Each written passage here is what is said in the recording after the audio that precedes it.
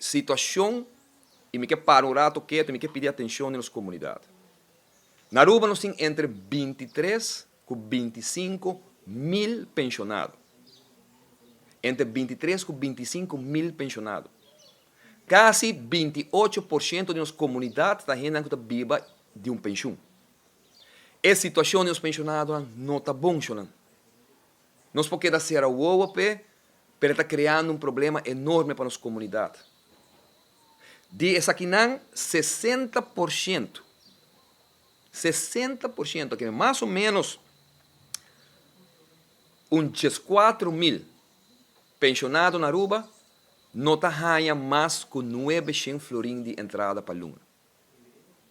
Há pouco eu escutei meu rato.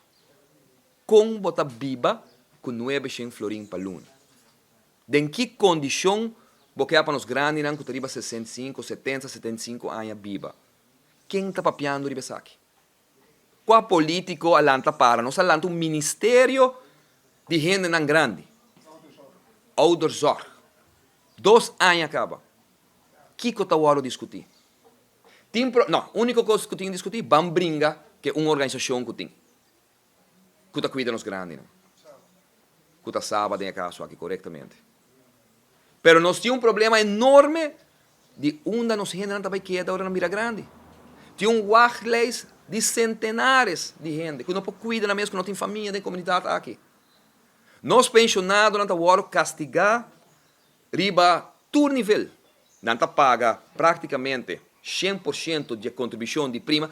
Não paga per average, escute-me, per average, um pensionado paga 5 viagens para 10 viagens mais rápido na prêmio que um membro do parlamento paga na Aruba. Um pensionado na Aruba paga entre 5 para 10 viagens mais rápido na prêmio na asset vacation. É algo que está fundamentalmente obes. E nenhum gente não está pagando riba. É pensionado que está viva, mas não 60% de 23 para 25 mil, que vem ronde de 4 mil pensionados na Aruba que está cobrando 900 florins.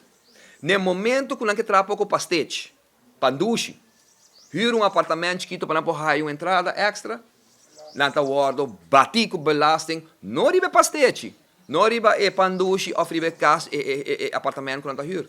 Pero se não riba full suma, que não está como pensionado também no momento, não é mostrando que tem uma discriminação enorme na nossa comunidade.